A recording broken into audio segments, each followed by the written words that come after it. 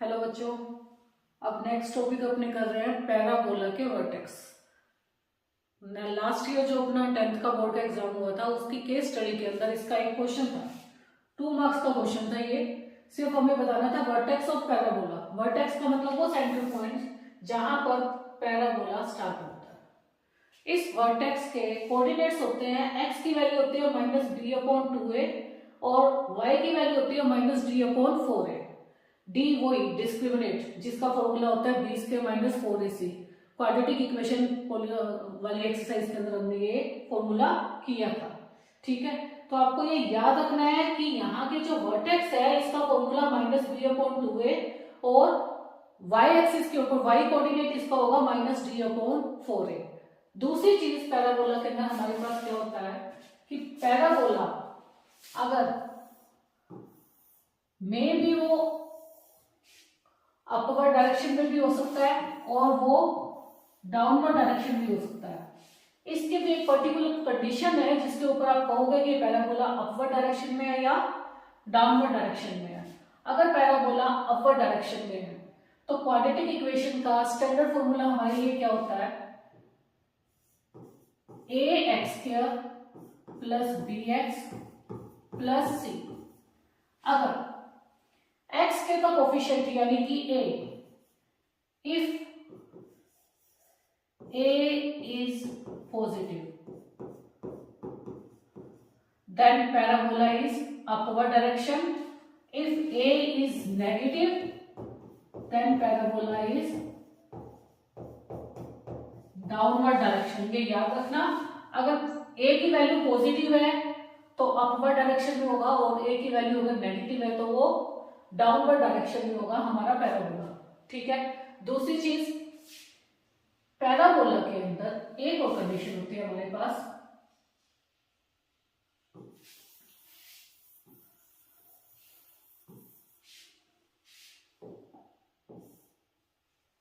आप समझिएगा। अगर ये मेरा पैराबोला इस तरीके से भी हो सकता है। पैराबोला जस्ट एक्स एक्सिस को टच करके भी होगा और पैराबोला एक्स एक्सिस को ना टच करके भी होगा। फर्स्ट कंडीशन, तीनों ही पैराबोला जो है अपवर्ड डायरेक्शन में है, यानी कि a की वैल्यू ग्रेटर देन 0 है, a की वैल्यू पॉजिटिव है। बट इस कंडीशन में 2 डिस्टिंक्ट रूट्स है, 2 फिक्स्ड रूट्स है जो कि दोनों के दोनों पॉजिटिव है। ठीक है, इसकी 2 रूट निकलेगी, दोनों के दोनों पॉजिटिव है। रूट्स कितनी है इसकी, 2 रूट्स है। इस कंडीशन के अंदर हमारे पास जो पैराबोला है वो एक्स एक्सिस को एक पॉइंट पे काट रहा है।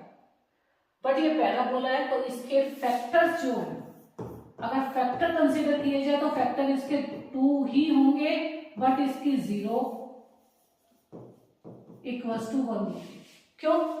क्योंकि ये एक पॉइंट पे काट रहा है। ये वो कंडीशन है जहां पर डिस्क्रिमिनेट यानी कि कैपिटल डी की वैल्यू हमारे पास 0 होती है।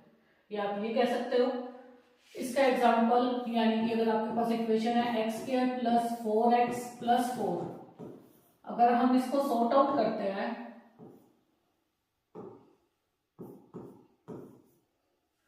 x² + 4x + 4, अगर मैं इसको सोल्व करती हूं तो इस इक्वेशन के 2 फैक्टर x + 2 और x + 2 बनते हैं। फैक्टर तो इसके 2 है, लेकिन ये 0 कितनी निकलेगी, -2, और ये 0 भी कितनी निकलेगी, -2। यानी कि 0 तो 1 है लेकिन फैक्टर 2 है। तो किसी भी क्वाड्रेटिक इक्वेशन के लिए, क्यूबिक इक्वेशन के लिए, या हम ये कहें कि किसी भी इक्वेशन के लिए फैक्टर तो उतने ही होते हैं जितनी उसकी डिग्री होती है, बट जीरोस उससे कम हो सकते हैं क्योंकि जीरोस वो पॉइंट होते हैं जहां पर वो एक्स एक्सिस को काटते हैं। और ये जरूरी नहीं कि वो एक्स एक्सिस को 3 ही पॉइंट पे काटे, जैसे कि ये पैराबोला इस वक्त एक्स एक्सिस को एक ही पॉइंट पे काट रहा है, तो इसलिए इस पैराबोला का फैक्टर जो 2 होगा बट इसके 0 1 होंगे।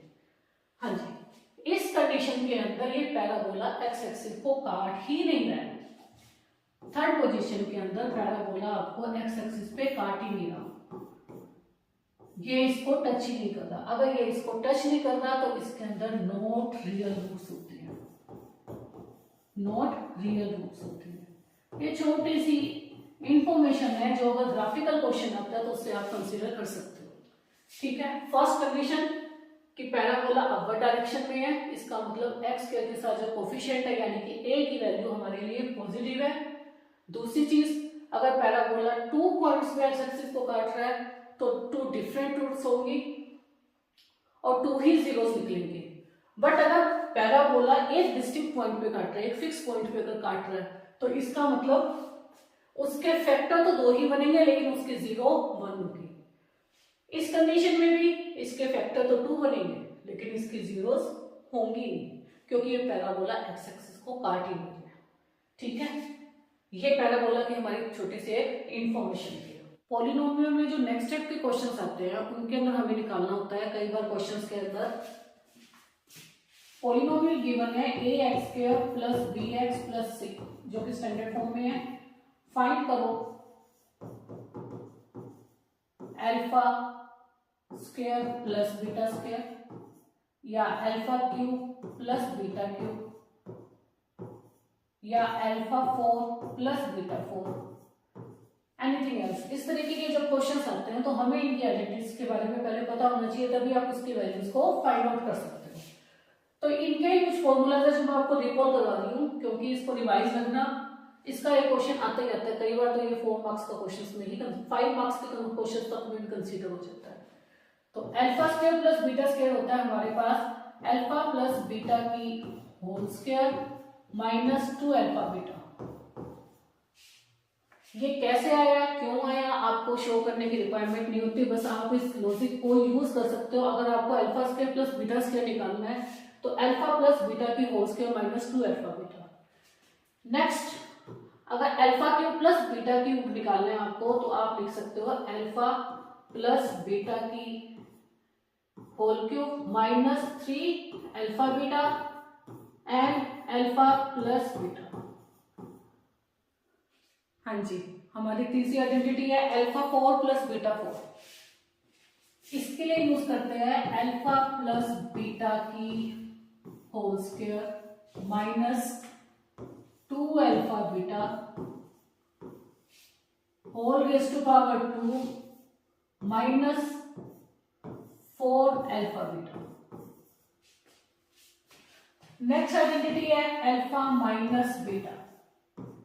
ये किसके इक्वल होता है, रूट अल्फा प्लस बीटा की whole square minus 4 alpha beta. एक और आइडेंटिटी है जो कई बार पूछी जाती है alpha square minus beta square.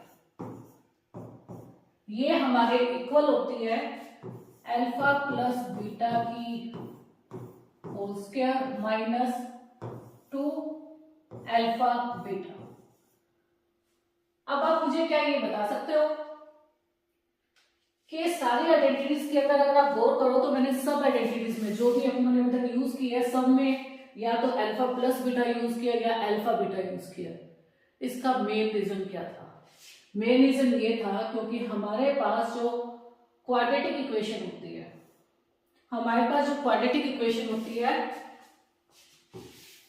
ax² plus bx plus c, यहां पर अगर आपको याद हो तो अल्फा प्लस बीटा जो कि 2 रूट्स है इस क्वाड्रेटिक इक्वेशन की, वो इक्वल होती है minus B upon A and alpha beta is equal to C upon A. यानी कि अगर आपके पास कोई क्वाड्रेटिक इक्वेशन गिवन है तो आप अल्फा प्लस बीटा की वैल्यू और अल्फा बीटा की वैल्यू इजीली निकाल लेते हो। अगर वो निकाल लेते हो उसके बाद किसी भी तरीके की आइडेंटिटी पूछी जाए, चाहे alpha square plus beta square पूछ लो तो आप आराम से निकाल लोगे, और alpha square minus beta square लगा लो तो भी आप आराम से निकाल लोगे। इसलिए हर एक आइडेंटिटी को हमने हमारी कंफर्टेबल जोन के लिए अल्फा प्लस बीटा और अल्फा बीटा के अंदर कन्वर्ट किया। ठीक है, इसके साथ के क्वेश्चंस कैसे आते हैं? मान लीजिए आपके पास क्वेश्चन आया है 1 upon alpha plus 1 upon beta, तो आप इसको कैसे कन्वर्ट कर सकते हो?